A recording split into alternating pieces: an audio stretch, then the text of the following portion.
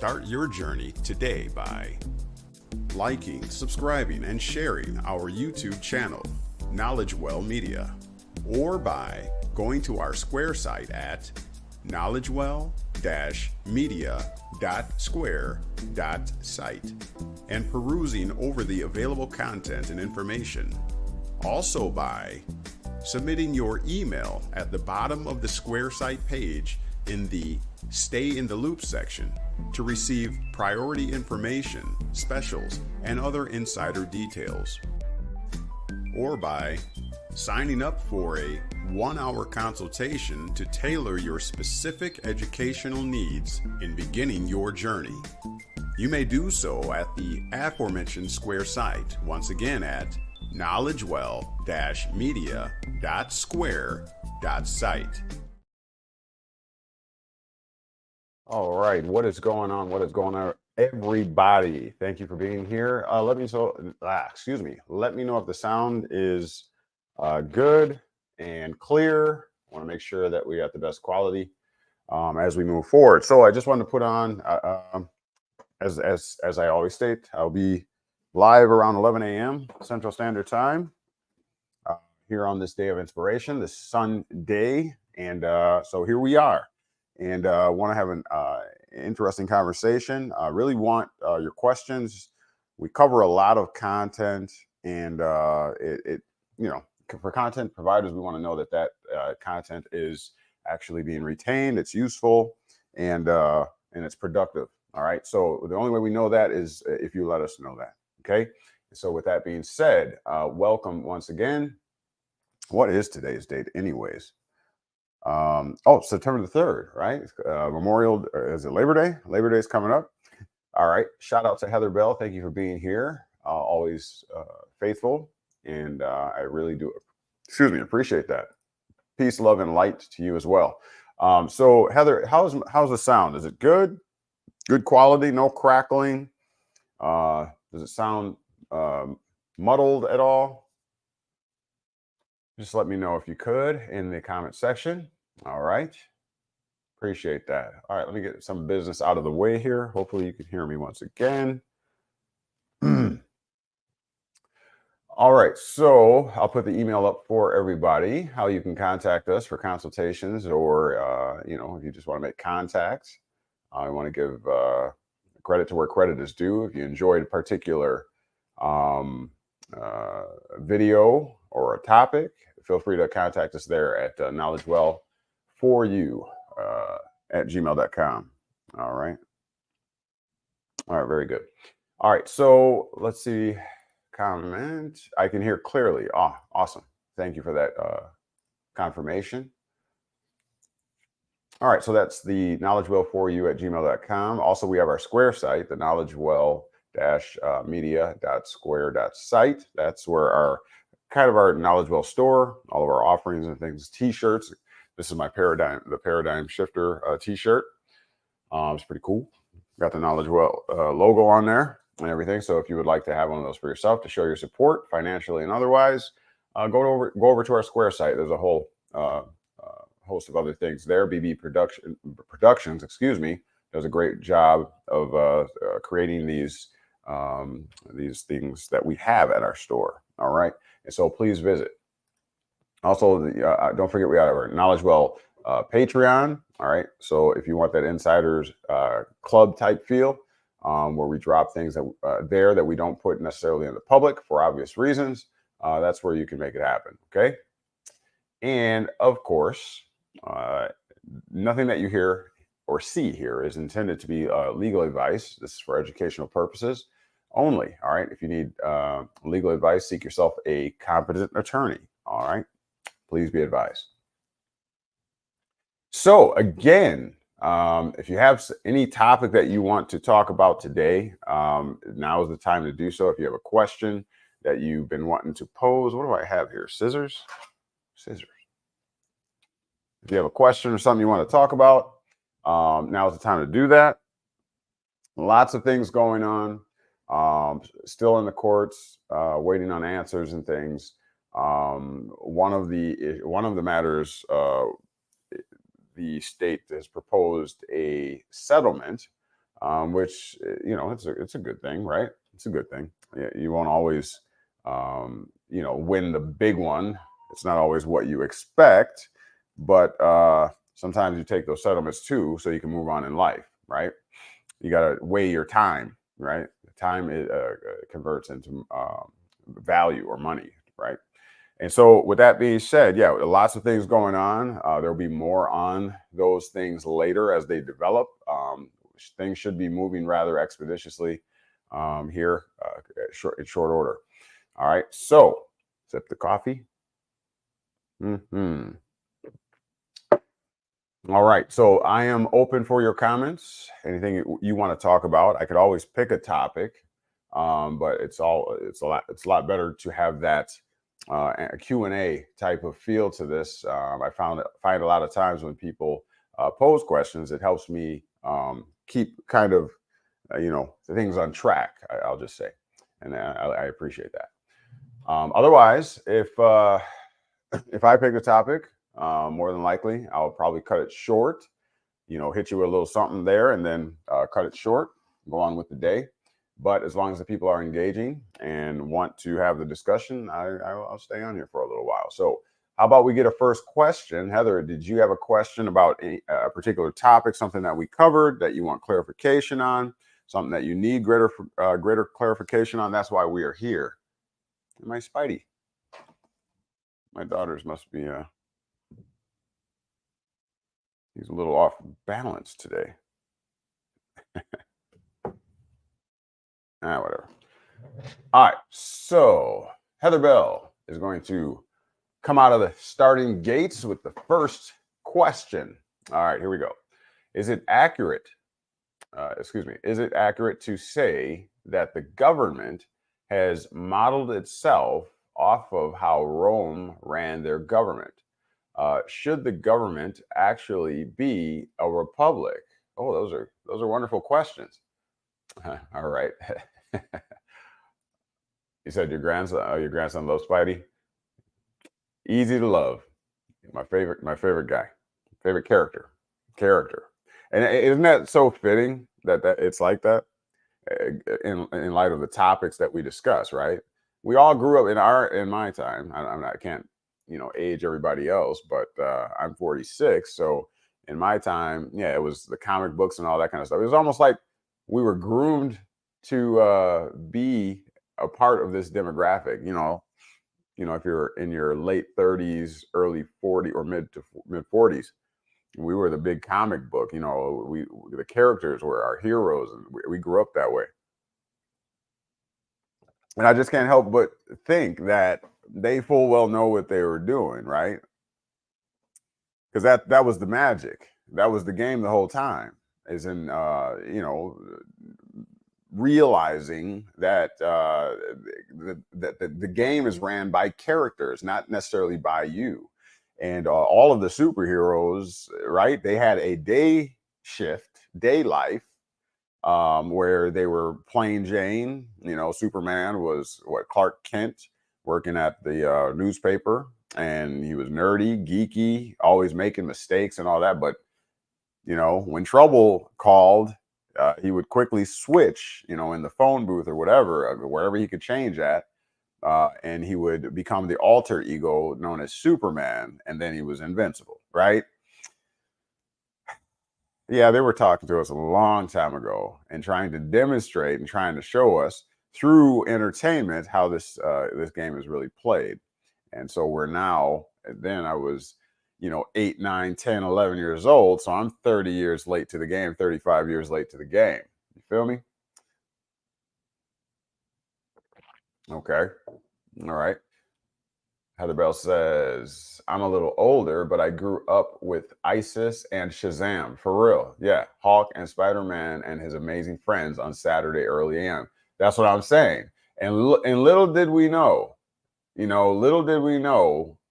how pertinent, how real those characters are when it comes to all things involving states or jural societies, legal artificial entities, etc., because that is the game. You got to have a character. The character is the legal person, the jural person, the artifice of state. They're state created entities.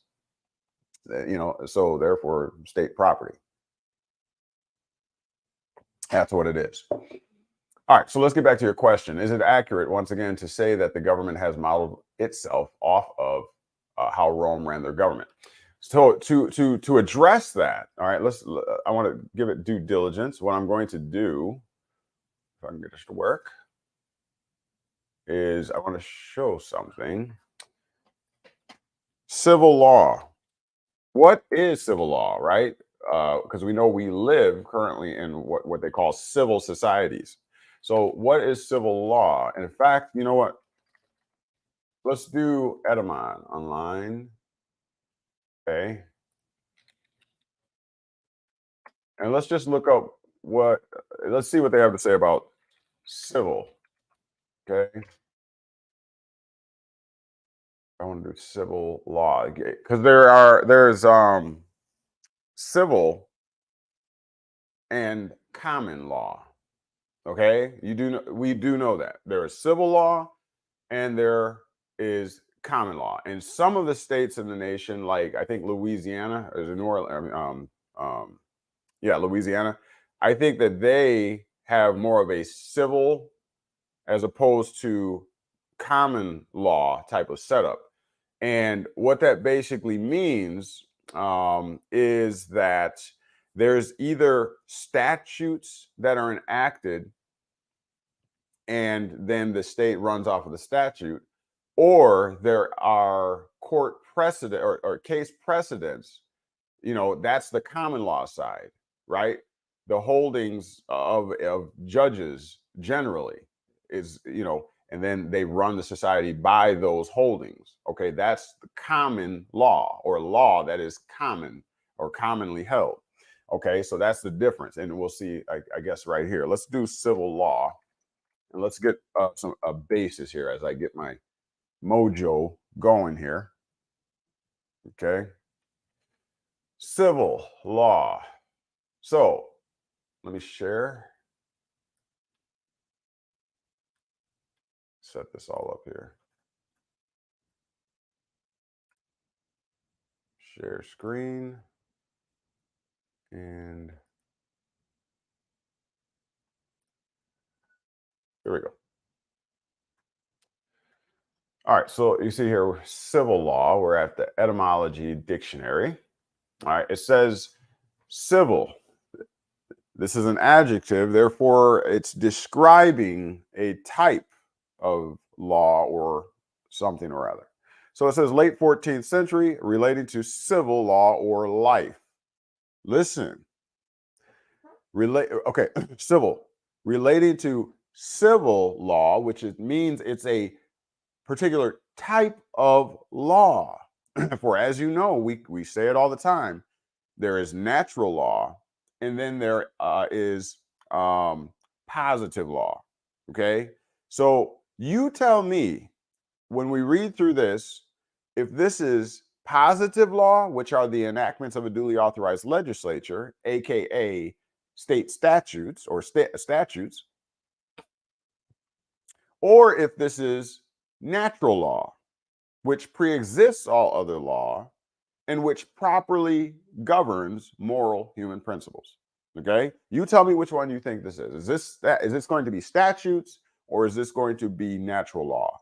Okay, you tell me. So civil, relating to civil law or life. So civil law or civil life. It's a particular type of life. Oh, let me take this down for you. It's a particular type of life. Why would they have to define life? I thought when you're born on, from mom or, whatever, right? I thought that you were born. That's what we consider life. So are they insinuating that there's a different type of life? Is there? That right there, that'll preach. Just right there in the earlier parts of this definition. It's a civil life as opposed to a, I don't know, natural life. Okay. So we're already on the track record when I do the line of demarcation and I draw, the sign of the cross basically, and I put natural law on one side and then I put positive law on the other side, moral sphere on one side, the jural sphere on the other side. Okay. You can kind of see here. So this is a civil life. So which side of the line of demarcation would this go on? Under natural law or under positive law statutes, right? Which one? Okay. So probably under the artificial side, the jural sphere, positive law, laws that have been enacted by man as opposed to laws of nature. Okay. So this is a particular type of life. It is a civil life, or pertains to, or relates to. Also, moving forward, pertaining to the internal affairs of a state. And if you remember, if you look at Black's Law, I believe it's second edition, definition of jural, it says that a state is a jural society. You remember that? And jural is recognized or sanctioned by positive law. And then positive law, again, are the enactments of a duly authorized legislature. And the House of Representatives website states that positive law is distinguishable from natural law. Again, the distinction is clear, but can you articulate it? Right? And this is why we teach like we do. We want facts to back up everything that we say here, because this is remedy. So again, pertaining to the internal affairs of a state, not external, internal affairs, because each of the states are sovereign, right? They have the right to conduct their governments. The people, right, gave the state the right to exist. All right, so it's internal is the point, not external. It only applies to the governance of that state. And that state is a jural society. Therefore, it's a type of society that is sanctioned or recognized by positive law, which is distinguishable from natural law. I hope you're picking up what I'm putting down. Very simple, straight to the point. Argue it. You won't be arguing with me. You're arguing with that, because I didn't write it. I'm just, don't shoot the messenger. So pertaining to from Old French, civil. Okay, we are addressing Heather's question. Is it accurate, the first part of it at least, for now, is it accurate to say that the government has modeled itself off of how Rome ran their government? And this is what we're addressing right now. Relating to civil law. So we went from the 14th century. Now we're going back in time, like Jamie, what's his name? Fox? What's his name? Gotta go back in time. Remember that? Here we go. And directly from, look, Latin civilis. Relating to a society, pertaining to public life. Again, it's a particular type of life. Don't you just love when they define it? No. Don't you just love that we, at least they did us a solid in grade school, elementary school, what have you, by telling us what an adjective is, so you know how to read properly. Because the reason why I'm harping on the types of things that they're talking about is because it's important to know that they are trying to describe it to you. They're wanting to define the type of life.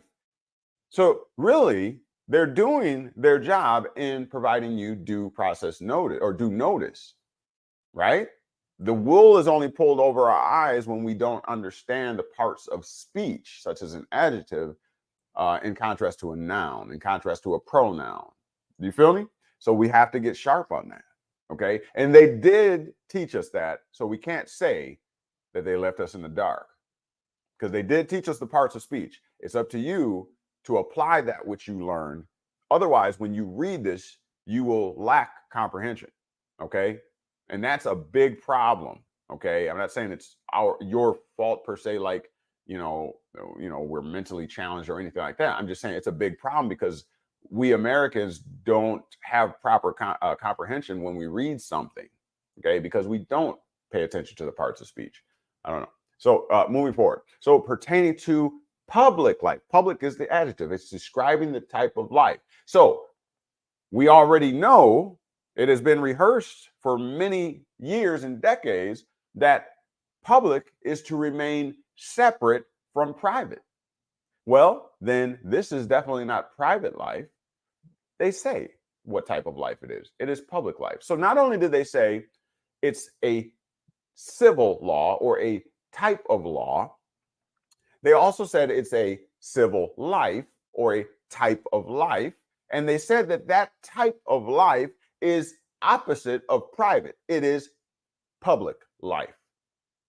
And lastly, they said it pertains to the internal affairs of a state. And again, a state is a jural society. A jural society is a type of society which is sanctioned or recognized only under positive law, enactments of a duly authorized legislature. You follow? You pick it up what I'm putting down. Here we go. Let's go. We are answering the question: did the government model itself off of how Rome ran their government? Here we go. We were at civilis, Latin civilis, okay. Pertaining to public life, relating to the civic order. It's a particular type of order. You've heard New World Order, Old World Order, perhaps, right? This is the civic order. It's a particular type of order. Listen, befitting a citizen. What is a citizen? A citizen is one who becomes a member.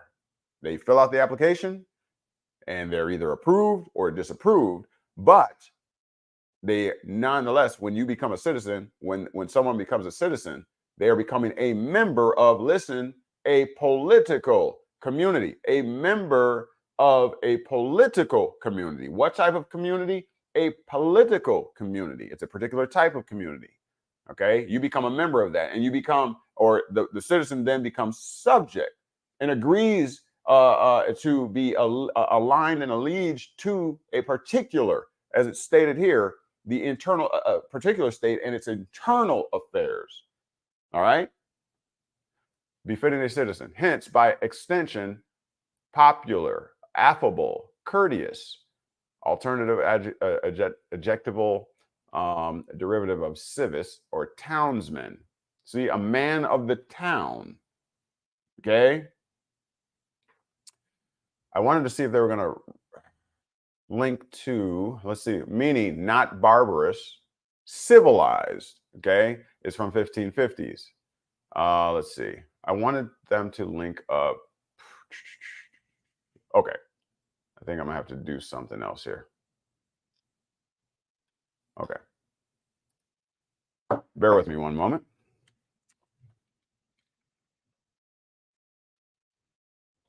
Let me see what they say here. Roman civil law and Berkeley law. Let's see if we can find a reputable source real quick. Britannica. Let's see what they have to say here. Roman law. The law of ancient Rome. Can you see this? All right. The law of, excuse me, of ancient Rome from the time of the founding of the city in, get out of here, 753 BCE until the fall of the Western Empire in the 5th century CE. It remained in use in the Eastern or Byzantine Empire until 1453. Okay, so look, as a legal system, Roman law has affected the development of law in most of Western civilization, as well as in parts of the East. It forms, listen, the basis for the law codes of most countries of continental Europe, okay, and derivative systems elsewhere. The term Roman law today often refers to more than the laws of Roman society. The legal institutions evolved by the Romans had influence on the laws of other peoples in times long after the disappearance of the Roman Empire and in countries that were never subject to Roman rule.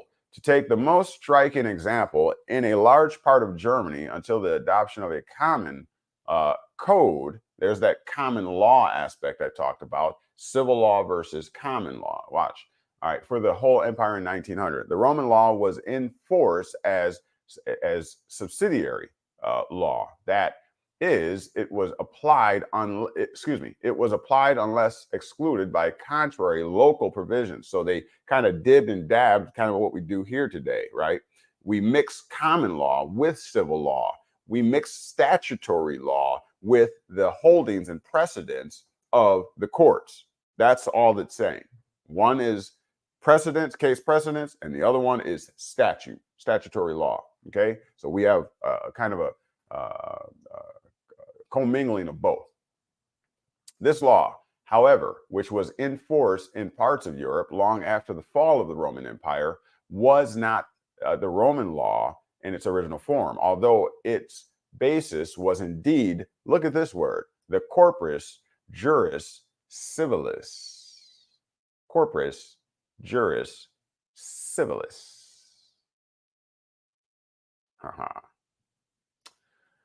Corpus is body. Juris, let me see if I can remember this. Juris is, I believe it's law. And civilis, well, you know, civilis, civil society. Okay, so it's the body of civil law, basically, is what it's saying. All right, so the codifying legislation of the Emperor Justinian I. This legislation has been interpreted, developed, and adapted to later conditions by generations of jurists from the 11th century onward, and had received additions from non-Roman sources. Let me see here. I want to bring it more up to modern time, if I can, to properly answer Heather's question. Let's see here. Okay. Because I did read it before. Just bear with me here. I'll get going.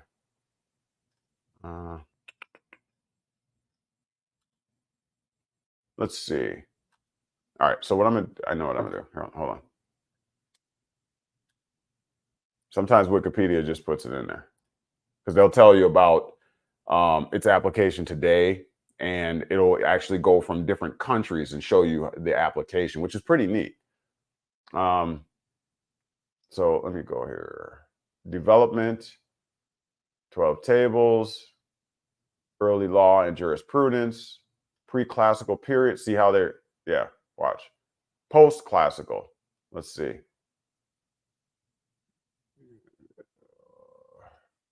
Substance, the concept of laws. I mean, they're getting pretty good. Let's see. Where's it at?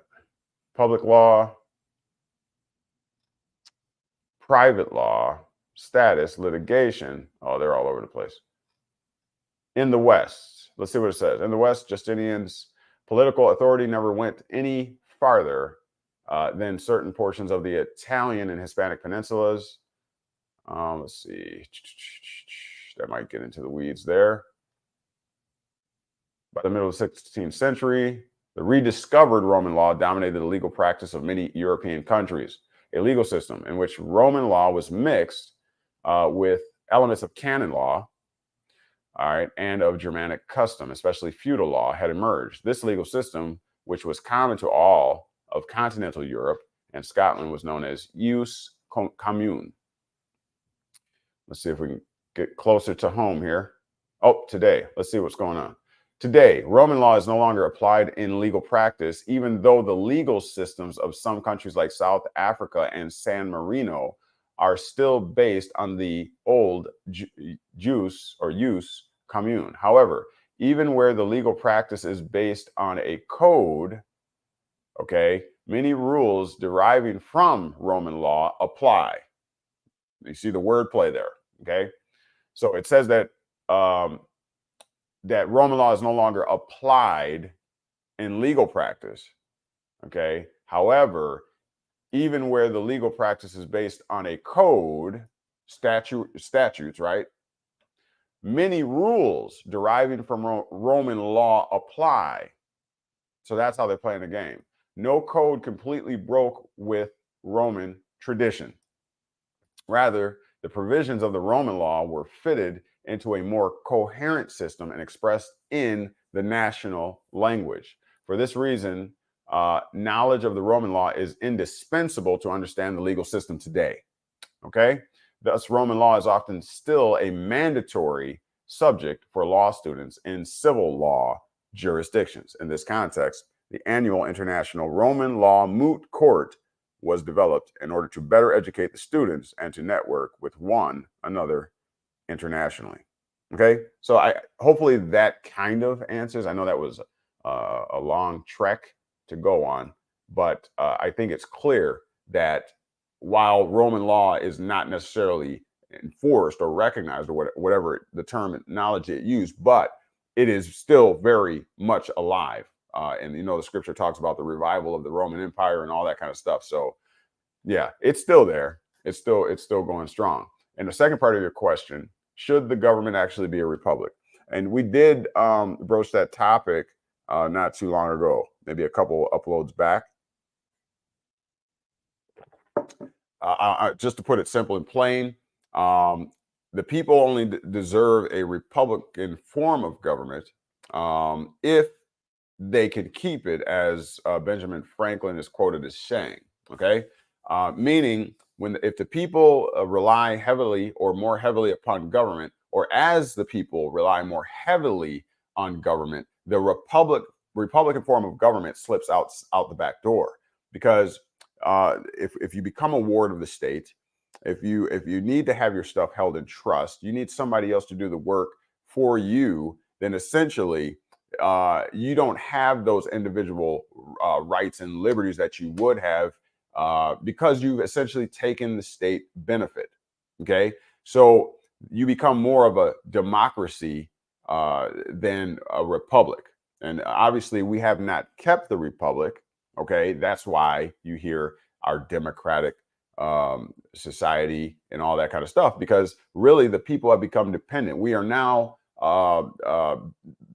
people of the trust, persons of the trust. The legal order has now overlain on top of what was natural, as it were. And that, by definition, if you look at legal in the Black's Law Dictionary, 5th edition, it clearly states that legal is permitted by law. So, and again, natural law, right, is the pre-existing law that pre-exists all other law. Okay, that's a bit of a redundancy, but I think you get my point. It pre-exists positive law. All right. Remember, the governments derive their just powers from the consent of the governed. All right. So which came first, the chicken or the egg? Obviously, the humans. We were here first. We were here before the governments. All right. We instituted governments. And so with that being said, you got to keep things in context and in line. And when the people forget their rights or they don't know their rights, then you quite frankly do not have them. And then you will find yourself going from a democracy to fascist states, communistic country, and it just spirals out of control from there, right? When the people relinquish their authority, because remember, the governments were set up by the people. When the people get out of line and get out of order, and a new world order is established, this is what you're realizing here today, where people are complaining that government's getting too big and the people's rights are getting smaller and smaller. And that's why. So we are supposed to be a republican form of government, or republican form of government, I'll say. But if you need somebody else to do the work for you because you're a ward, you're considered legally incompetent, it ain't gonna bode well. And this is what we're seeing. All right, so hopefully I answered that. Moving forward, Heather's saying, my grandson, okay, Spider-Man. You're a Pennsylvania? All right, Pennsylvania in the house, PA. I take trips out there with the famo and everything. It's a nice. I like Schmoken, I believe it's called. I like that place there. It's a down home little town. I like it. I like it. I enjoy myself when I go out there. Uh, Heather Bell says they thought the natives were savages. It makes sense. Well, yeah, that probably. I mean, anytime you deem somebody 3/5 of a human, you know, less than a human. Yeah, so most definitely. Um, yeah. So, any other questions? Um, this is what it comes down to. Yes, Roman law is, like I said, you have the two kind of intermingled.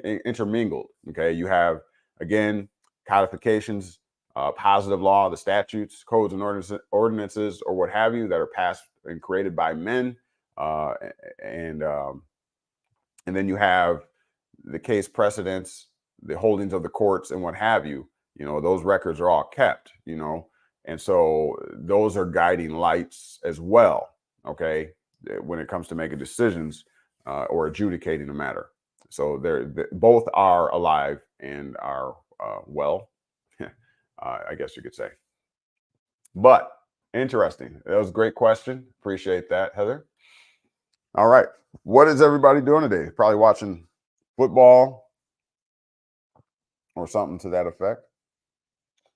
But this is your time to get your questions dealt with, talked about, discussed, or what have you. All right. What have we been on? 44 minutes? Yeah. So a lot again is transpiring. A lot is, I mean, we're growing in knowledge. We're in the year of application. It's the year of remedy, or 2022 is the year of remedy. This is the year of application.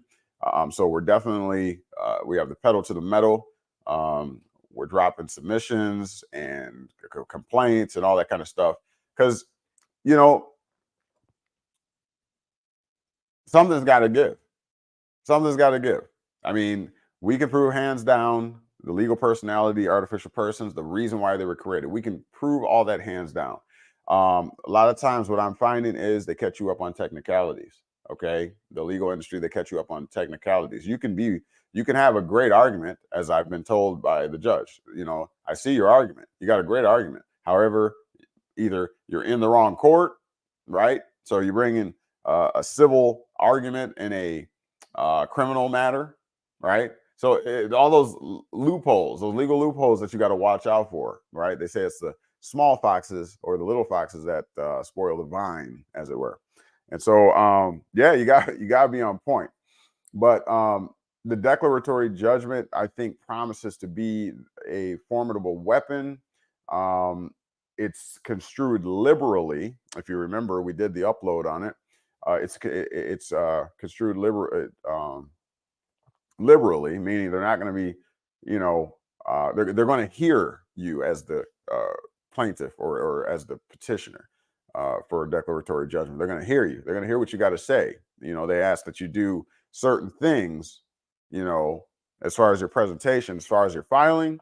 But for the most part, it's going to be liberally construed, which is great for the people. And if you read that declaratory judgment, which, remember, the declaratory judgment defines the rights, the status, the any legal obligations of between the parties. As long as you have somebody that is adverse to your position and has a legally protected interest, go to town, and that's what we're doing. And so it's not conjecture. It's not something that I am. It's not a theory of mine. I went right to the statute and found declaratory judgment, and they express and state what its purpose was, and it's clearly a remedy afforded to the people. Clearly, in fact, I can read a little bit of that. For to rehash.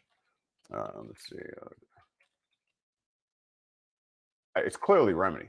There is no doubt about it. But we have to do our due diligence, and remember, you got to have a legally protected interest. Okay. What does that mean? Okay. What does that mean? A legally protected interest means that there is a law somewhere out there that establishes your right to make a claim thereunder. Does that make sense? In other words, if there's no let me see. Let me see. I always use Dred Scott, right?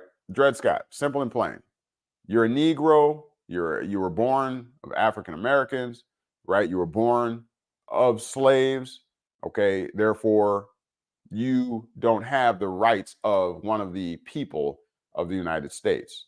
Okay, until of course 1868 when the 14th Amendment came in, right? Then allowance was made, but previous to that time, and this was the decision for Dred Scott was 1857. He was not considered a United States citizen because the founding fathers they defined who were United States citizens, and alas, the Negro class was not considered. Right, that was a particular title that was put on a particular people, and because of that title, it determined the status or state or condition of being of those people, that class of people known as Negroes. And mind you, all of those are legal titles. They're not titles you were born with. You weren't born with a title, right? You were born with a given name and a family name. That's it. That's all you had. You weren't born with a title. Okay? Those are man-made. That's what the legal system is famous or notorious for doing. Creating where did the term murderer come from? Okay, let's say, Cain and Abel story, whatever you want to use. All right, let's say that someone took someone else's life. Okay, a title was created to basically designate the status of the individual that took someone's life. But before they came up with the word murder, it was just taking someone's life. It did not have a title yet. So there's a particular system known as the legal system that creates titles. And when you create those titles, when they created those titles, what they did is they affixed those titles onto you, right? And that thereby sets your status or your condition from the viewpoint or in consideration of the law. What type of law? Natural law? No, natural law doesn't deal in titles. Only positive law deals in titles. Man-made law deals in titles so that they can define things, right? Does nature really need to define itself? No, it's natural. There's no need to define itself. But when it comes to men trying to communicate with each other, and women, right? When I say men, I mean all men. Okay, mankind. When it comes to us trying to communicate with ourselves, with each other, across cultural lines, color lines, all that kind of stuff, the legal system found it necessary to come up with titles, designations, so that people, it's like the alleged Holocaust and all that kind of stuff, right? They said that they put like a star on them or some kind of mark on their clothing so that they knew, right, that they were Jewish or whatever like that. And that determined their status. Okay, that's what it is. So felon, what is a felony? That describes the status of a particular person.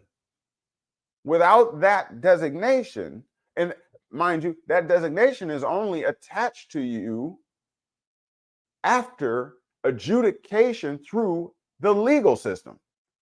If you're never adjudicated, then you never receive such a title, right? You have to go through the due process, right? You have to be arraigned.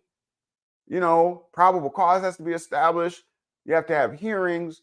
You have to be convicted, et cetera, all the way through the process until condemned. Then you get a title. Until then, they say you're innocent until proven guilty. What they're saying is we won't necessarily attach the title of a murderer to you until you are properly adjudicated, until you are properly convicted and sentenced. At that time, it's going on the record that you are a murderer. Do you see how that works? That's the innocent until proven guilty. We won't tarnish your name. We won't attribute a title to you or set a state or condition of being upon you until you go through the whole process. That's what they're saying. But looking at a declaratory judgment says is appropriate if there is a controversy. So here are the points. When you are drafting your documentation and whatever, you have to hit those points. If you don't hit those points, then they're going to move to have it dismissed, a Rule 12b-6. They're going to say you failed to state a claim upon which relief can be granted.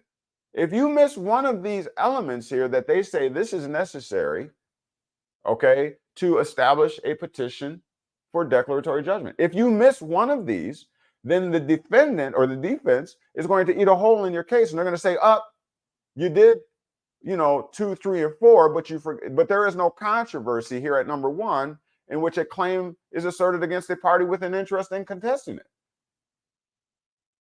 You see what I'm saying? If I go to if I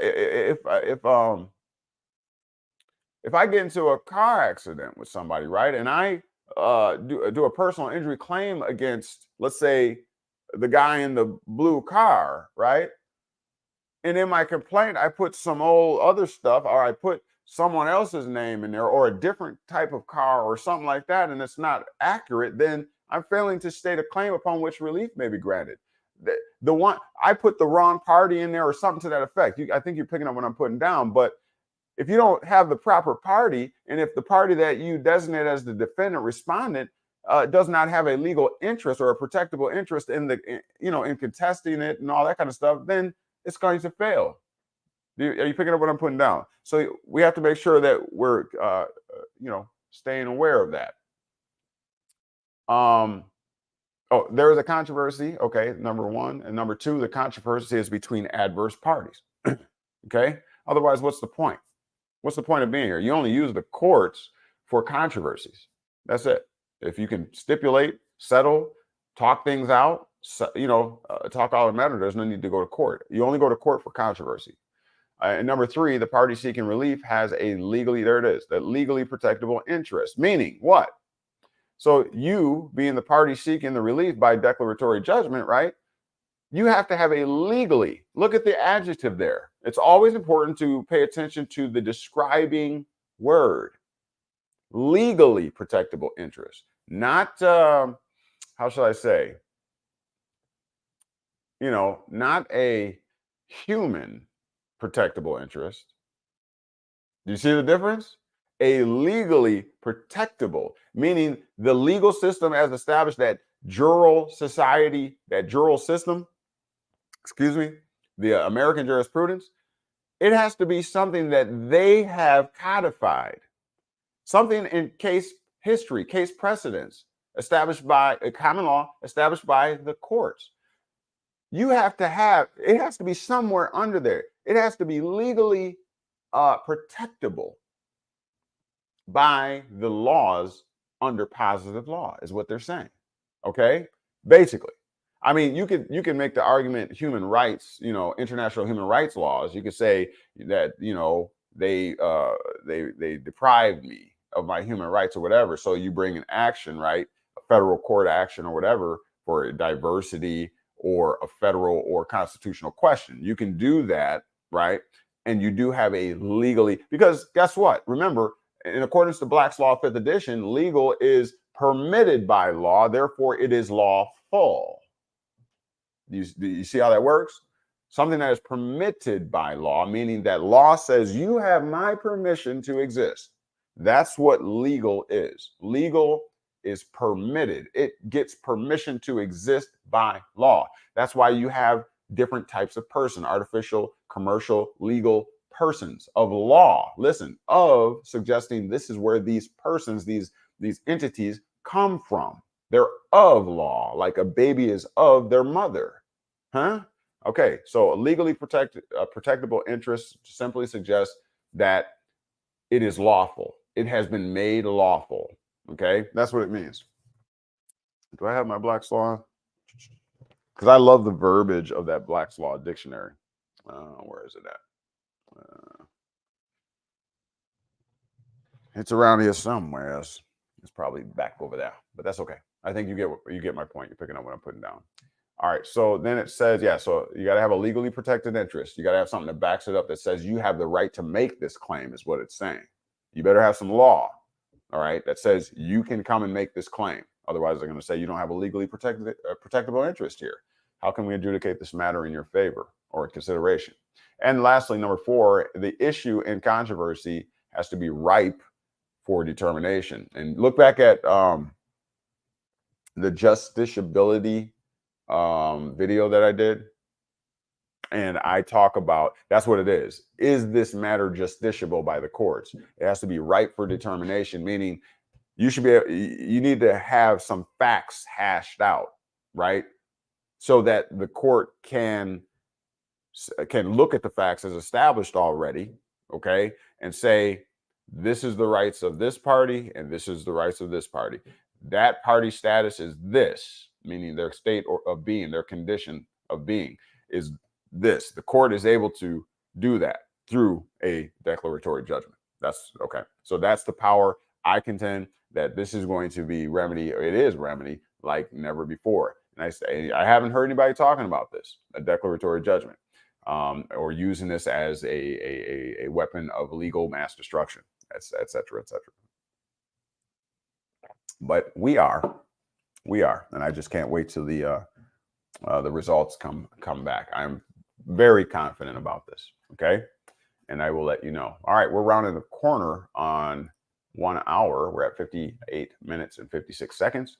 All right, if nobody else has questions, then I'll go ahead and terminate the feed. Yeah, so what I resolved to do, I want to, get more active. I do have lots going on, and I appreciate everybody's patience, especially people that I'm working with and doing consultations and educating. I do want to start to offer more. What I'm thinking and what I've been discussing is doing a show midweek or so, and keeping the live here Sunday at about 11 a.m. Central Standard Time, and then maybe once during the week. What I want to do is go back in the archives, and I've started to do this the last couple of days, is to go back in the archives and drudge up some of these topics that I talked. There's a lot of lost topic that I've talked about. Maybe I hit it one time, but you know how I do here. I'm very thorough in my research. And so we need to revisit some of the discussions I've had over the last, I think my videos go back maybe 4 years or something here on this YouTube platform.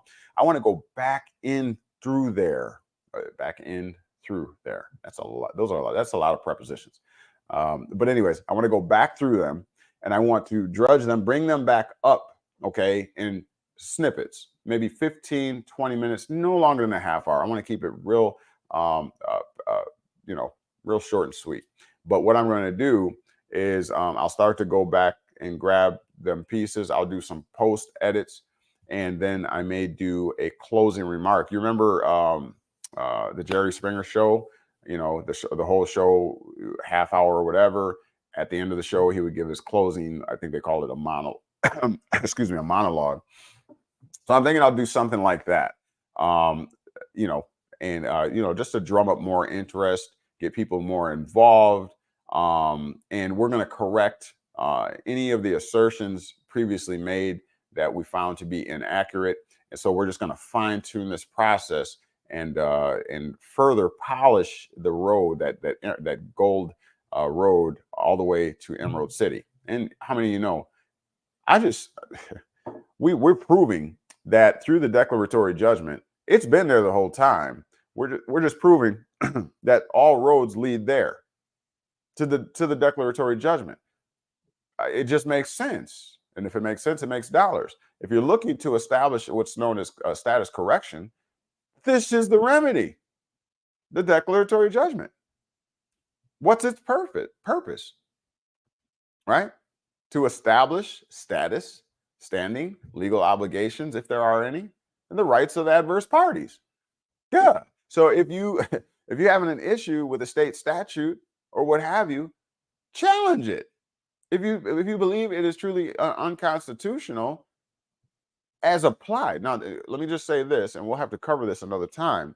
When it comes to a declaratory judgment, you can make an argument of the unlawful or unconstitutional application of the statute to you specifically, Okay.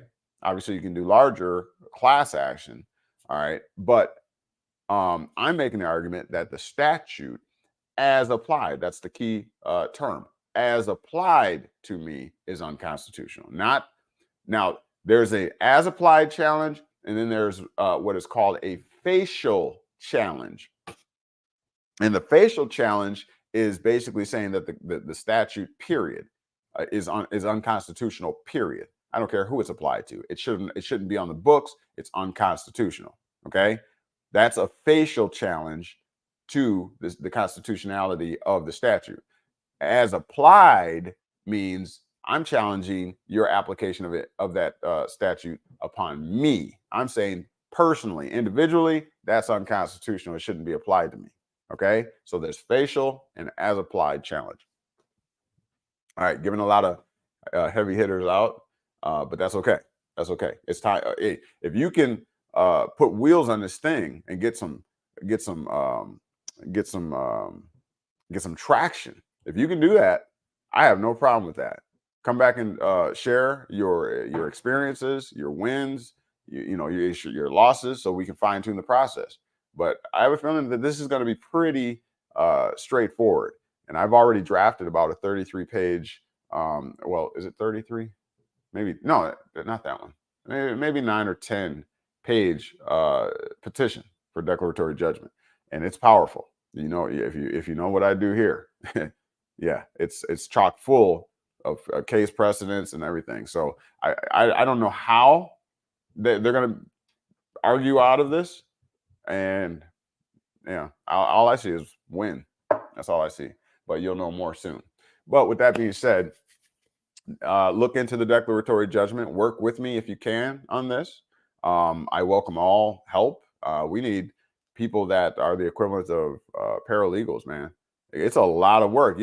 I could spend a whole day, right, on 3 or 4 case law, reading through the case law. If you ever read case law, I could spend a whole day, reading through, case law. And that's not even drafting. That's not, it's not doing anything else. Just reading, just sitting there at the study hall, just reading. And so it's a lot of work. Is my point. I called for people. I called people to action. Jump on board.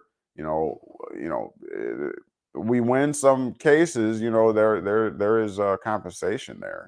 It just is. But we got to put our heads together. We got to work together. And there's strength in numbers, and you know that already, right? We unify at least in that way. But until we do this, I mean, everything is going to be is merely going to be conjecture.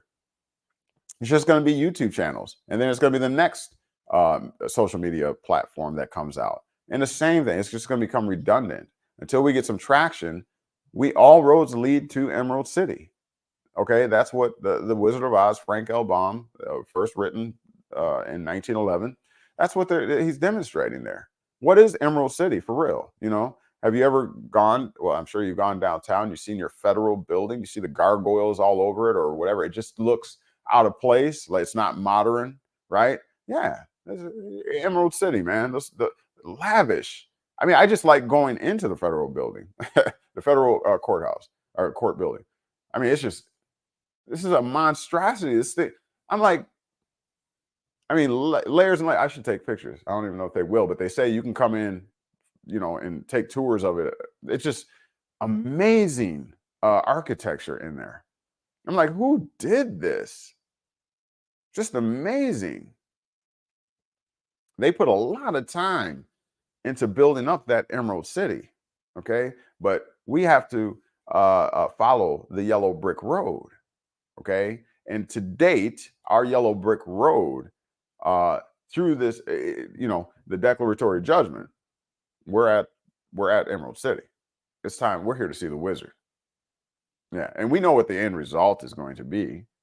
All right, as it was in the Wizard of Oz, we know what the end result's going to be. The wizard's going to be a fraud. We're going to find out it was a man's hand that was pulling the levers, smoke and mirrors, scaring you into submission and subjugations.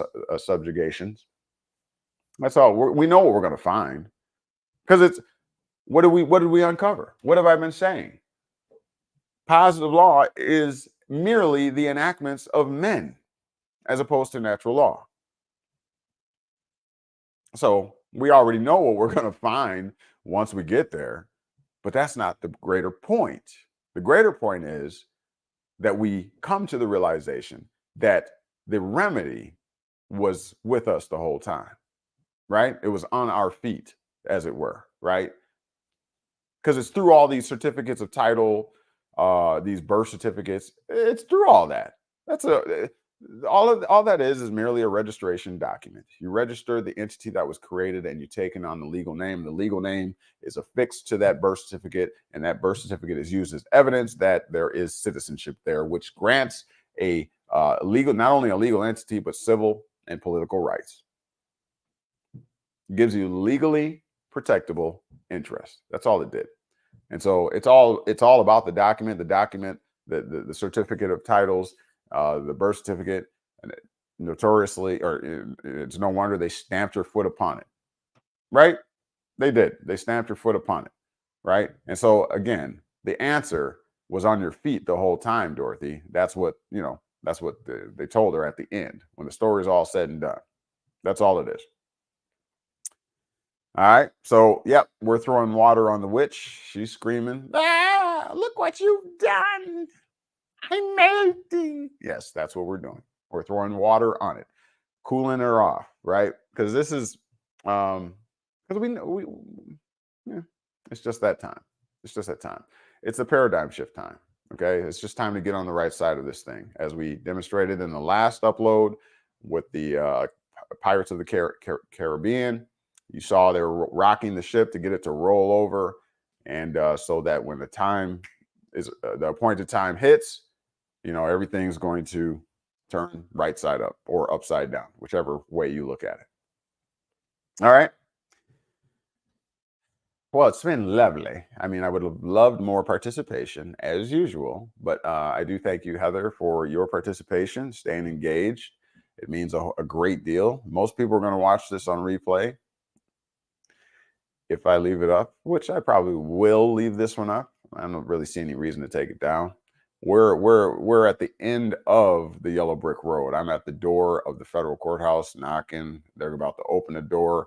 I'm about to throw the water on the witch, and she's gonna start melting and screaming. And then I'm just gonna merely know what I know and come to the conclusion that I already know, and that is the answer. It was on our feet the whole time. It's been with us all of our life. Okay. So I look forward to it, and it's going to happen. It's going to happen. All right. So with that being said, thank you, Heather Bell at BB Productions. Thank you. Make sure that you go on over to BB Productions YouTube channel. Yeah, go over there and check out the YouTube channel. If you're into crafting, you like innovative ideas, if you need things made like t-shirts, if you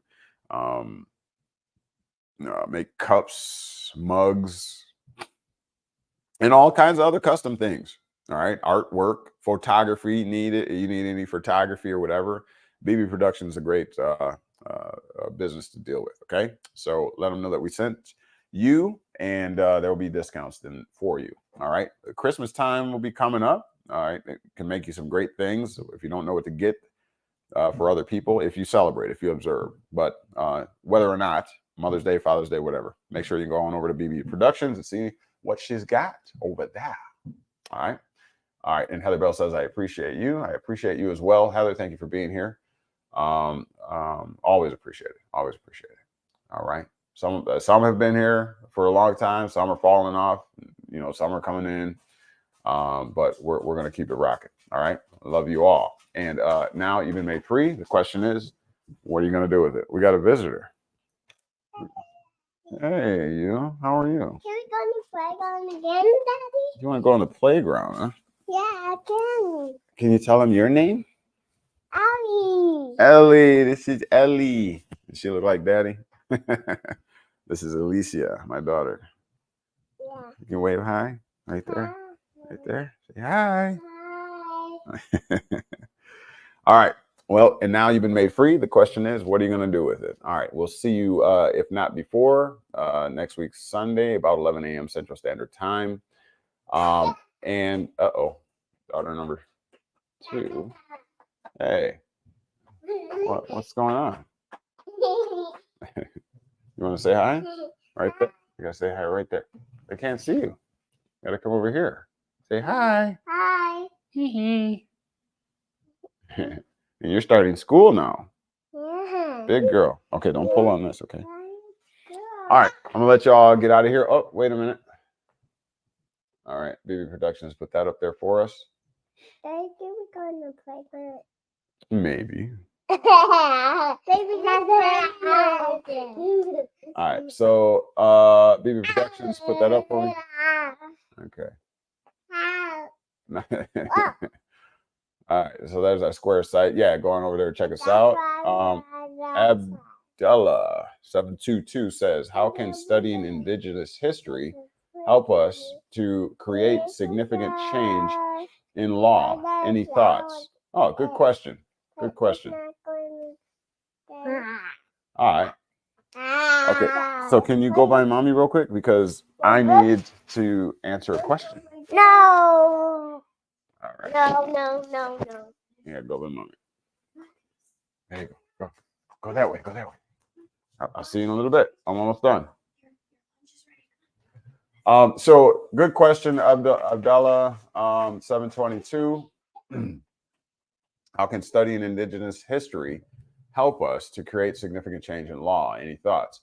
That is a great question. That is a really great question. So indigenous history, I can only assume that you're talking about, something along the lines of Moorish history and all that kind of thing. I'm not an authority on that topic, but they always said that if you forget your past history, then you're doomed to repeat, right?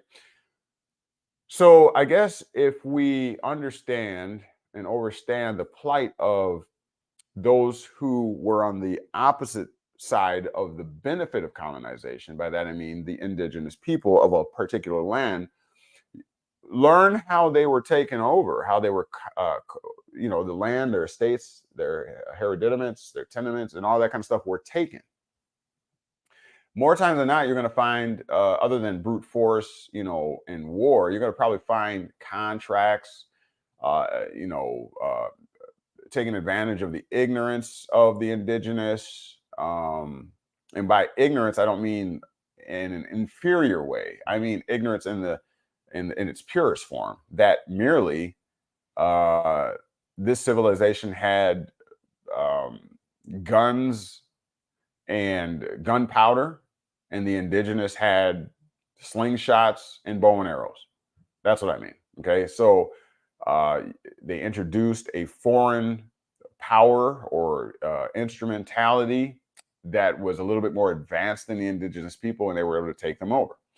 The law works the same way. Okay, as many of us have learned, myself included, that some of these contracts we entered into ignorantly. We didn't even know what was really going on. We were just subject to what our parents have always done. We were subject to what our family, has always done, and therefore it's just become customary, without anybody asking any questions. Okay, it's just mundane practices. It's traditions. It's religion. Okay, and so nobody's asking those. Employing that rational analysis through which one may discover natural law. Okay, and that is important, because if you don't discover natural law, okay, the law of nature and the laws that properly govern moral human conduct, then your only alternative is man-made law. Okay, if you don't know how, in other words, to state it a different way, if you don't know how to regulate yourself, then it will become necessary for someone else to regulate you. Okay, and that to go back to the original question, I think by Heather, yes, we should have or be experiencing a Republican form of government. But again, if you don't know how to self-govern yourself, and administer your own estates, then somebody has to do it for you. And when somebody has to do work on your behalf, usually it requires compensation. Usually it requires you to take the back seat and for them to take the driver's seat. Are you picking up what I'm putting down? Okay, so again, I went all around to answer that question, in my opinion, at least. Studying indigenous history, knowing how colonization affected the people, the indigenous people, will teach you, perhaps, or educate you at least, as to what to look out for next time. So that's how it can change, in my opinion, law. And remember, natural law is unchanging. That's why we refer to it as, you may know, natural law. What I believe, excuse me, you may refer to natural law or the deity that created such as God or a God, right? Jehovah, whatever, right? Whoever you deem the creator to be. I have come to know it as natural law, pure and simple. It is unchanging. It is omnipotent, omnipresent. Go through the scripture and look at all the attributes that are of God, the God of the Bible. When you look through all of those attributes, you're going to find that they all fit natural law. That's all it is. So you can call natural law whatever you, some people call it Mother Nature. Some people call it Allah. Some people call it Jehovah. Or whatever you choose to call is just, that's merely a title that sets the status, as we talked about earlier, and condition of nature. You can call it whatever you want to, but my point is, natural law does not change. However, man-made law changes consistently, constantly, right? Speed limit. What was it 5 years ago? Oh, why is it okay to go 70 today, but you were giving me tickets for going 65 and 55 yesteryear? Who made that determination? And why didn't you give me my money back if you're going to change the law? Because that's how fast I was going 5 years ago. Now now it's cool. The same police officers and sheriffs and state troopers are sitting on the road. Huh? They've been working the force for 15, 20 years. But today, as opposed to 5 years ago, they're going to let me do 75.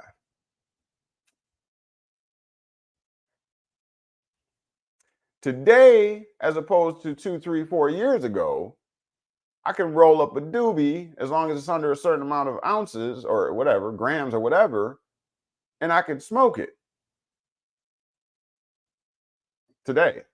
But 5, 6, 7 years ago, I'll get put in jail. It was a controlled substance, you know? But see, man-made law, they can change it when they will, whenever it reaches an advantage point for the state, for Caesar. It all comes down to the mighty dollar. Okay, so again, Abdullah, thank you for your question. But yes, knowing the indigenous history, whatever it may be, just make sure you have facts, a legally protectable interest, obviously, as we talked about earlier.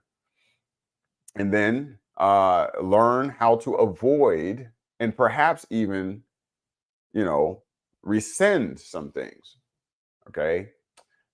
Using the democratic process, to get the majority of the people, to redress government. Change this. This is not cool. And the majority of my brothers and sisters in our community say it's not cool. That's how the democratic process is supposed to work. Okay. So it's not burn the system down. It's not do away with the system. The system has worked for over 200 something years. So it's not the system. It's just the corruption in the system, which usually is a person. The system is not bad, and it is not inherently bad, right? The system is not even a sentient being. It does not make decisions. It is we, the people, who are elected to office or whatever, that corrupts the government. So it's not the system. We need the system to an extent, right? You want some kind of governance now. Come on now. I mean, keep it real. You know how they say, we only want governance or the effects of governance when somebody break in your back door and come and violate your rights when you're sleeping.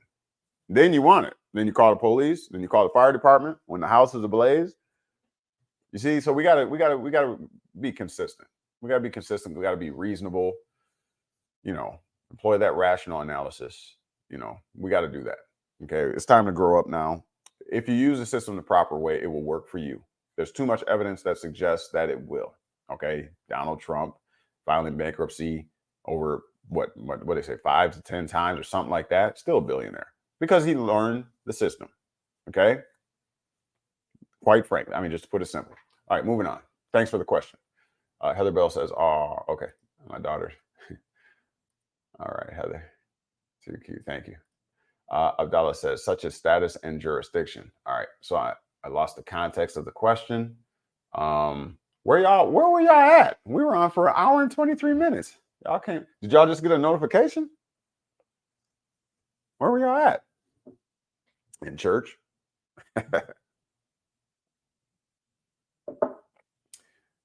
All right, so you said such as status and jurisdiction. I lost the context, unless that's related to your first question. How can studying indigenous history help us to create significant change in law, status, and jurisdiction? Okay, so Abdallah, you came in kind of late, but that's actually the topic that we covered. So just go back and rewatch this video, because that's what we were covering: status and jurisdiction. What is status? Again, if your favorite guru, start challenging, just as an aside. You want to protect yourself from erroneous application of conjecture and opinions, or paying your hard-earned money out to someone who is perceived to know what they're talking about. If you want to save yourself some heartache, I'll just give you this little tip here. Start to ask them to define that which they claim they can help you with. Okay, if they cannot define it, then they don't truly know the topic. Are you picking up what I'm putting down? That's a great, simple way just to check. If somebody's telling you they can do this, or if you pay me $1,500 or $500 for this, just simply challenge them. Can you define it for me? No. I didn't ask you to look it up. I said, can you define it for me? Because if you're alleging that you can help me and that I should pay, right? I should find value in your product, then you shouldn't need to look this up, because this should be your business, right? You're charging me for it, right? Oh, well, then you should be able to define it. And if you can't, I'm sorry, I got to move on, because my money is valuable. All right. So, but status, and we covered that. Status and jurisdiction. Be on the right side of the law, okay? Or I should say laws, right? Because we know that there's positive law and there is natural law. And that's not my conjecture. That is what the House of Representatives said themselves, okay? So that distinction has been made, and it's not new. The problem is do you know who you are? Do you know how to properly identify yourself? And identity in law means sameness. So whatever you identify as or with, you are saying under oath, an affirmation, perhaps even signing, like you do the driver's license. That's why do you think they haven't you signing that? What would be why do I need to sign my driver's license? Why do I need to sign the ID? Why? You sign things. Y'all don't get me started. Remember, let me see if I can pull it up real quick. You sign things for a particular reason. Anything that you affix your name to, you're doing it for a particular reason. And let me show you real quick. The legal name is the name used to do what? Do I need to say anymore?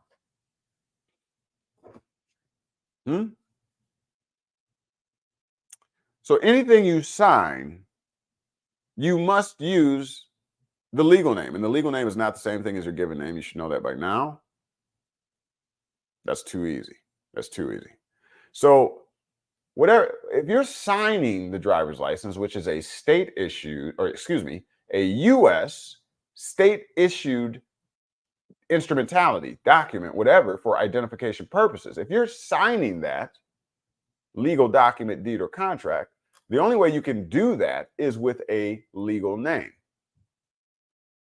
And a legal name is something that you are given. You weren't born with it. You don't believe me? I mean, I've done this too many times. Look, this is the manual right here, Social Security manual. It's called the POMS manual, Program Operations Manual System. It's for the Social Security Administration, and they define the legal name. They state what the purpose of the legal name is to sign. They also state what a legal name consists of, which is a first name and last name. It's not what you think it is. First name and last name are legal terms. How do we know that?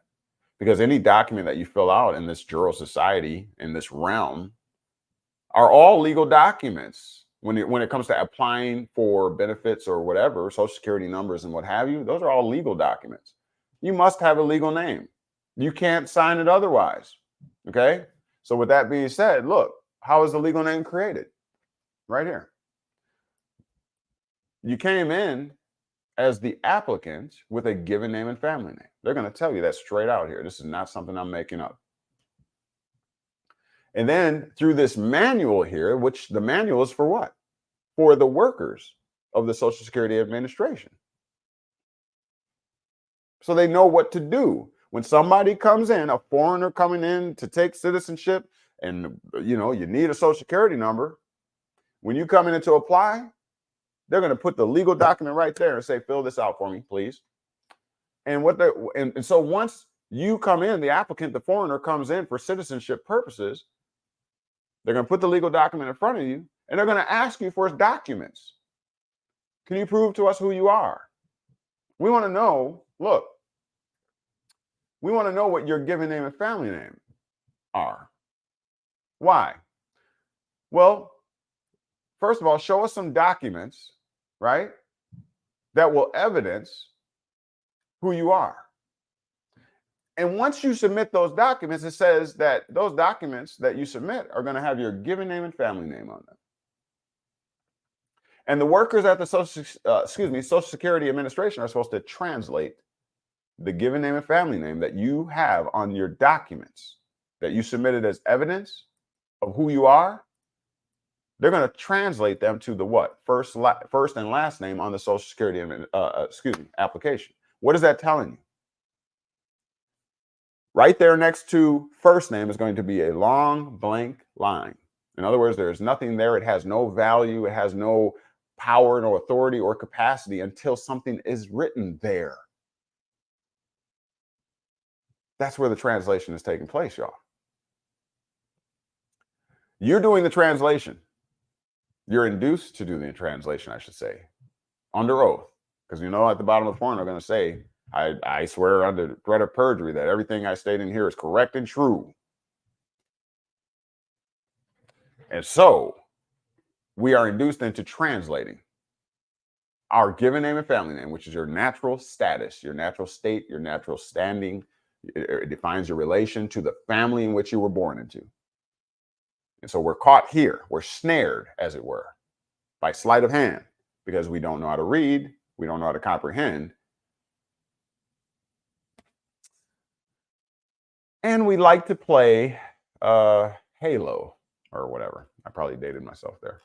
But you know what I'm saying. So that's what it is. That's what it comes down to. That's what it comes down to. And so to answer your question again,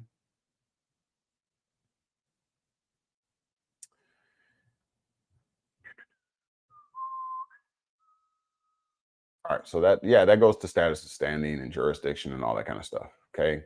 You have a legal name for a purpose. It's translated, blase, blase.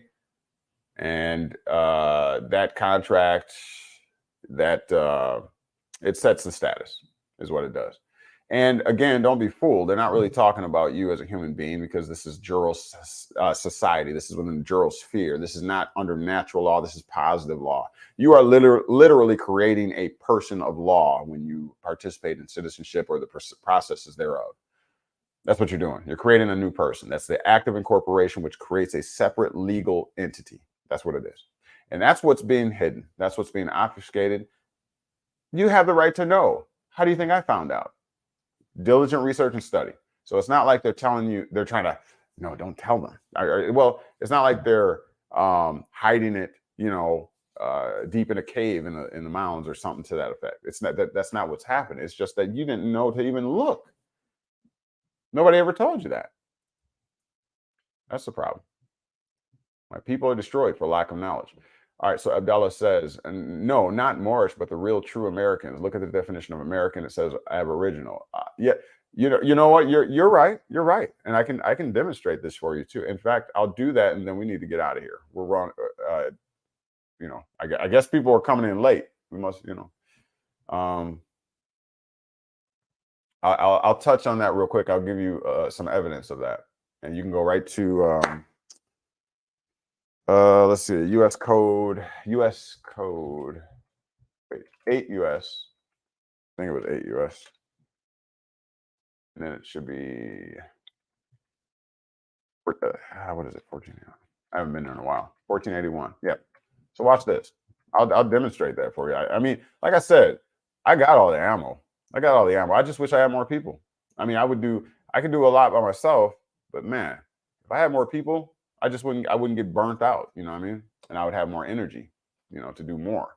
But, it is what it is. I'm done complaining about it. I'm gonna do for me. You want to come along for the ride? You're welcome. But you're gonna have to put in, right? You're gonna have to put in. All right, so let's do this. Let me prove something to you. Let me prove that they know exactly what Abdallah is talking about here. Look at the definition of American. It says Aboriginal. Yes.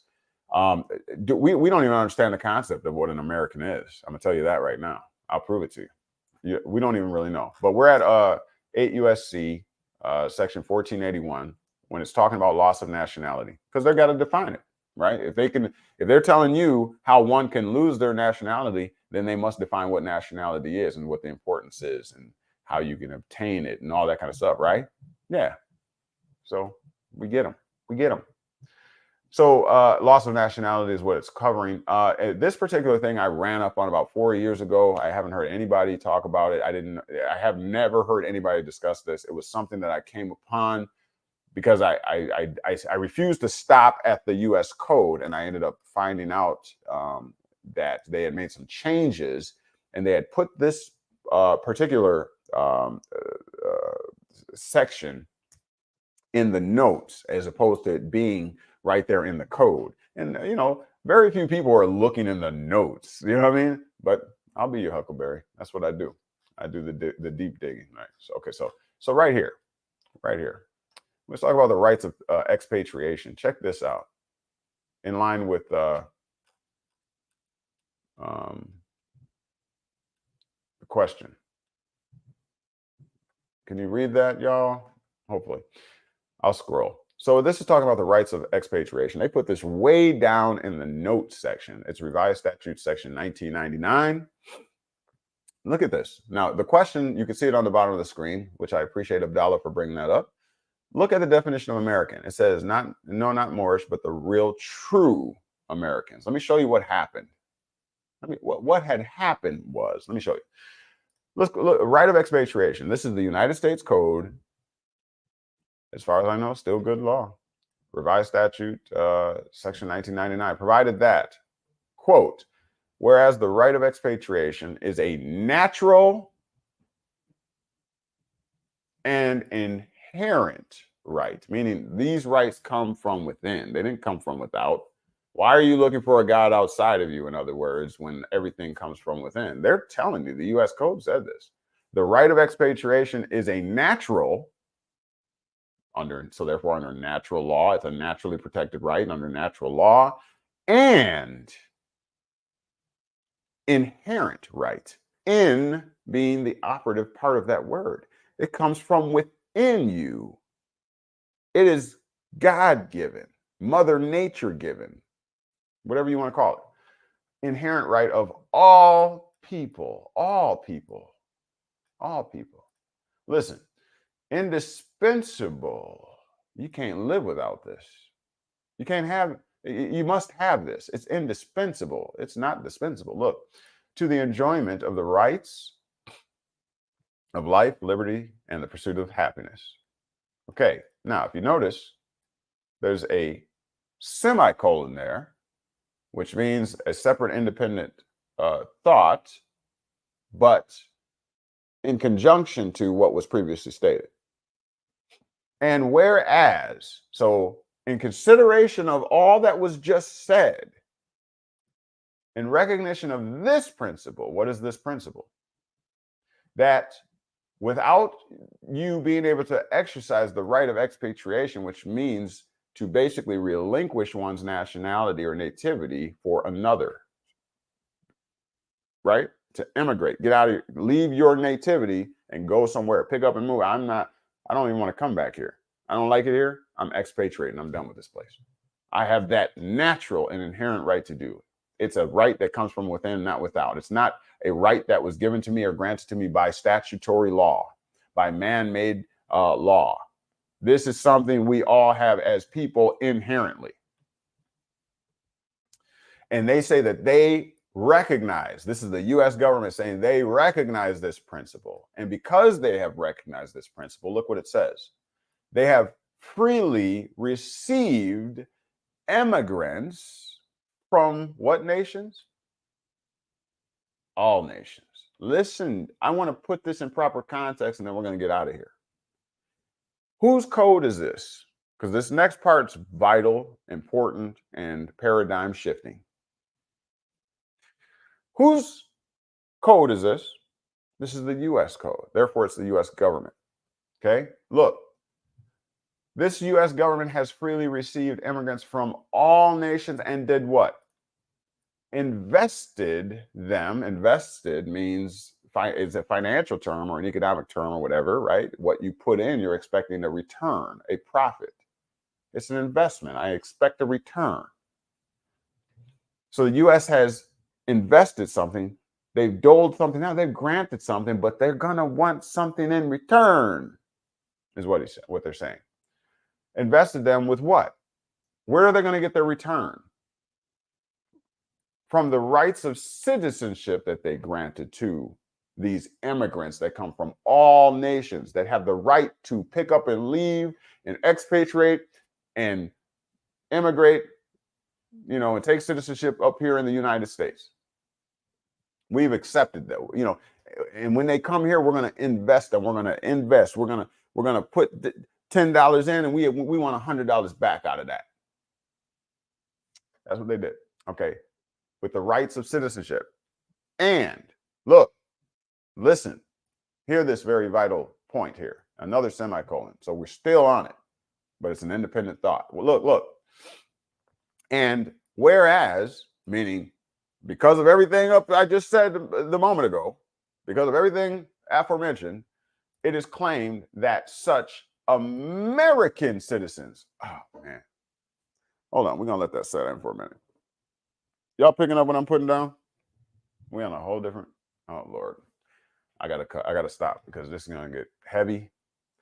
Look, and whereas it is claimed that such American citizens, are you telling me you've been talking about American citizens this whole time?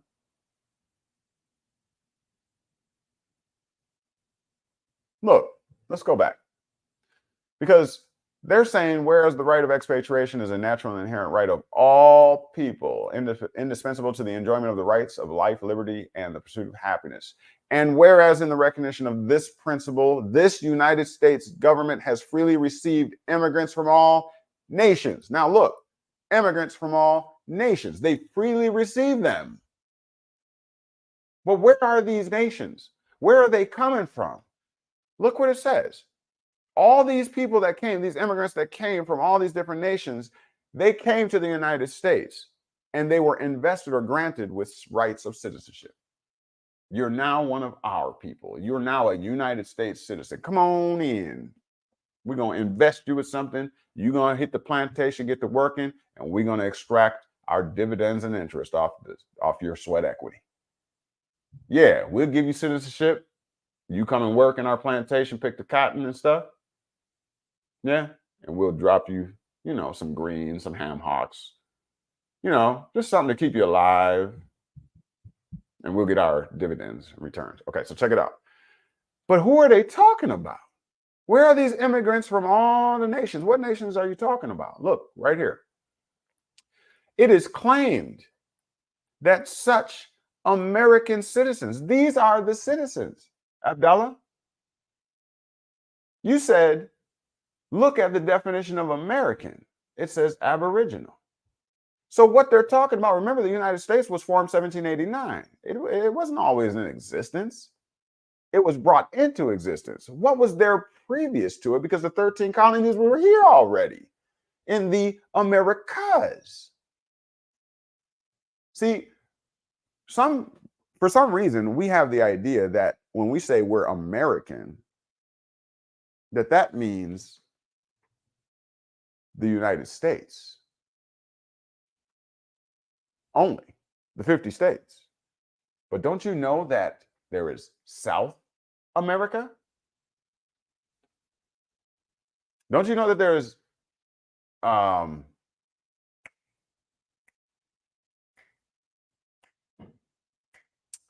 you know that Mexico, was it Canada? Don't you know that that's all considered the Americas? So look again at what they claim, what they said. They received immigrants from all nations. Don't you know that Don't you know that Wisconsin is considered a nation state, a nation? Don't you know that Illinois is considered a nation state, a nation?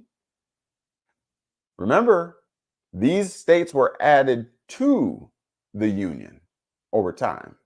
My state, Wisconsin, was added in 1848. All these nation states were being added to the Union.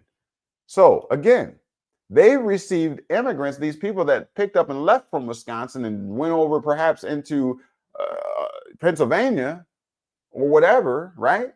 Whoever was the first 13 colonies or whatever, they left from one place and went into another. They were considered foreign nations coming in and immigrating into this new United States construct, this legal construct. This is a different way of looking at it, ain't it? We weren't looking at it like that. But the Americas, Canada, Mexico, all of that is the Americas. So the true aboriginals, okay, everybody had their own nation.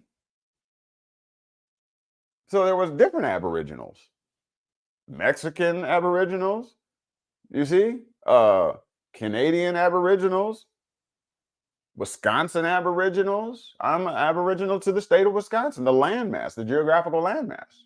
I'm a native here. My foot or feet first hit this soil before any other soil. This is my indigenous nation state. All right. But are you picking up what I'm putting down? We got to close. Oh, my goodness. Look, these are American citizens. Citizens of the Americas is what they are saying. Citizens of the Americas. North America, South America, Canada, you know, what they call it, I think, NATO? I know it dissolved or whatever. I think Donald Trump dissolved it or something like that. But the North American, what is it, treaty organization? I don't know what it is, NATO, whatever. Yeah, those are the Americas, y'all. I believe the islands, like, or Costa Rica, I think those are all considered like the Americas or something. I just look into it. Do your homework. But this is what it is, y'all. The United States accepted all the surrounding people from the Americas. Remember, the United States was it was small. It was a union of 13 colonies to start. That's relatively small in the grand scheme of the world or the Americas. But it grew, didn't it, to 50 states now or whatever, It grew.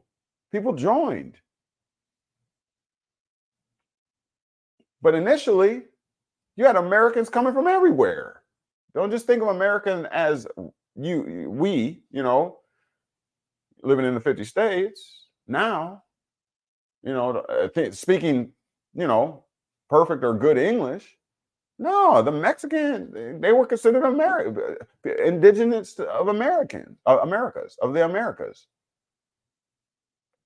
It's a different outlook. It's a different way of looking at it. But this brought clarity here. This is who they accepted. When they said, and such Americans, and it says with their descendants. See, people picked up and left Mexico, picked up and left Wisconsin, picked up and left their nation state, their indigenous land, and immigrated into the United States because it was not that large. And they brought their descendants with them. Now, when you start moving around your descendants, you start moving around your inheritance. And now if you go into a union of states, nation states that are ran by the American jurisprudence or the legal system, and they employ legal names and things that you use to sign contracts, and through those contracts, a status is applied to you, changing your state or your condition of being. When you start, when the indigenous migrate or immigrate and come into the United States, they're not going to know the game, how the game is really to be played through contracting and otherwise. They don't know how to play the game the right way. And guess what? If you're ignorant of the law, in accordance with the American jurisprudence, ignorance of the law is of no excuse. Sorry, buddy, you migrated or immigrated over here. So that suggests that you want to play the game. Here you go. Here's your game piece. You ready to play the game? Go start playing. Huh? It's like taking your kid just turned 18, right? Able to go into the casino and play for the first time. Never been there before, right? But daddy wants to take the boy there. Let me show you how to play this game called 21 Blackjack or whatever, right? I'm gonna show you how to play this. And you just put your son at the table with these grown folks that have been there day in, day out, and put them right in the mix. Throw them $100, say, go ahead and play. Didn't teach him how to play the game at all. So guess what? More than likely, everybody at the table is going to be playing against him. Well, you know, you play against the house, but you know what I'm saying. If you don't know what you're doing and you're playing at a table with people that know what they're doing, they're going to know you don't know what you're doing because you're going to be hitting everybody else. You're going to be messing everybody else up because we're all supposed to be playing against the dealer. But anyways, I digress. This is what happened.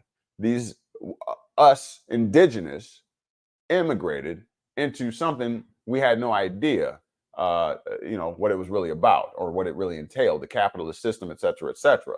Why is it a capitalist system? It's a capitalist system because it's intended that you capitalize. Well, in this system, we capitalize upon someone else's misfortune or, that are people that are unfortunate. I mean, that's just the skinny of it. That's just the way it is. You get ahead by somebody else's misfortune. That's what you capitalize on stuff. Okay. And that's what it is. There's always going to be debtors and there's always going to be creditors. There's going to be more debtors than there are creditors, though, aren't there? You see, capitalists. And that's what happened. So lesson learned. All right. Don't immigrate somewhere if you don't know the rules to the game. Don't go somewhere. Don't go play a game you don't know the rules to, especially if you're going to put your hard-earned money and your sweat equity there. Not a good bet. So you brought your descendants in, meaning you brought your land or titles and all that kind of stuff. And yeah, you kind of signed those over, didn't you? You kind of signed those over. And the United States, like, yeah, we'll give you that investment of civil rights and whatever like that. And you pledge allegiance, and including enter into this trust with us where we will hold all of the de jure titles and we'll give you a certificate of title. So everything's held in trust. You go about your way, go play in the game of called commerce. We know you don't know the rules to the game, but hey, there's got to be losers, right? We're here to capitalize. If you don't know the game, if you don't know how to grab a book, study, be self-taught, if you're not legally competent, we suggest that you get an attorney. All right, I got to stop. That's enough for today. I was supposed to stop about an hour ago, wasn't I? That's enough for today. Too much information is like too much light. It becomes blinding after a while. I don't like to do that. All right. So you can always come back here. I won't take this down. I'll leave this up. More is a native term created by the Christian Europeans. Okay. Indeed. Thank you for your input. You're always welcome. Thank you for being here, Bella. It all boils down to facts. When you define American, it makes you question a lot. Okay. I'll make it a point to look into that deeper, Abdullah. Thank you for sharing. Yes, I'm late. LOL. It was related to the first question. Okay. All right. Very good. And BB Production says, don't forget to drop those likes. All right, time for me to go get a bite to eat. I am hungry. I believe I've done my due diligence. I believe I've given you my all. This just short of 8 minutes short of 2 hours. And if you feel so inclined, please show your love and support through your financial donation. You know, they say that a workman is worthy of his hire. I believe holistically in that. So if you would, no amount is too small. $2, $3, $5, whatever you, whatever amount of value this particular upload has brought to you, or this particular live has brought to you, donate accordingly. All right. And don't forget, you can always get a consultation with us to talk more in depth about the topics we've talked about today or anywhere else. Again, don't forget, we will start, I'm going to be doing some reconstructing of the KnowledgeWell platform, some more announcement type, commercial type stuff, new intro I'm working on. I really want to make the platform more appealing. I got sound effects coming and different things. I uploaded some things yesterday. And so we're going to make it more fun, more interactive. I think, you know, it's very important right now for us to get in where we fit in, figure out, you know, what works best for our families. The monetary system is going to be changed. The paradigm, again, is shifting. Pick up one of these shirts, since I keep, you know, I wore it today, you know, so pick up one of these shirts. If you want to know how to do that, go over to our Square site and you can basically shop. They come in multiple colors, very comfortable t-shirts, very soft and, you know, very nice. Pick up one. It's a good way also to show your support financially. If you can't just straight out donate and you need something in return, go ahead and get a t-shirt over at the Square site there on the screen. I think right there. But anyways, yeah, appreciate you all. What else? Again, not intended to be legal advice. Let me look at the comment section here. We got to get going. Thank you, brother. Just wanted to rub that in, just something to sink in and think about. Will do. Thank you, Abdullah. Thank you. All right. And yeah, you can donate there again to the $ American Consulate. That's our Cash App. Okay. And yeah, the Square site for shirts and all kinds of things there. Please show your love and support there. All right. And don't forget to go visit BB Productions. As soon as you get off of here, just go on, look her up on and subscribe over there at her YouTube channel. They do a great job over there. You can kind of see some of the things that they do. And let them know that, of course, KnowledgeWell sent you, and rake in those discounts. All right. With that being said, I hope I was able to impart into you information that adds value, that helps you. Yeah, we'll continue to do that. We're going to upgrade through the week here, the platform. And, you know, we value your input. If there's things that you would like to see that would add more value to the program, please feel free to let us know. I always look at my comment sections. Okay, I'm one of those that are very much active all the time. So anytime I get a ding from a comment in a video, I don't care if it's 5 years ago, I always respond. You know, I try to be, you know, organic in my responses. I don't cookie cut a response. And, you know, that's the least I can do. You entrusted your education here. I take that very serious, and I appreciate it.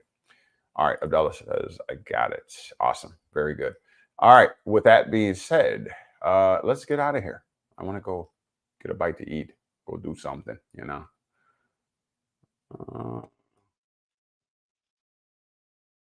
Be safe out there. Be safe, be safe, be safe. Don't do nothing I wouldn't do, they say. All right. Hopefully I'm not forgetting anything, but I really appreciate you all. And now you've been made free. Question is, what are you going to do with it? We'll see you next week, Sunday, if not before. Maybe I'll get one of those midweek videos up for you. And please stay interactive. All right. Appreciate that. And most of all, be careful and wield these weapons wisely. All right. We'll see you next time. Peace.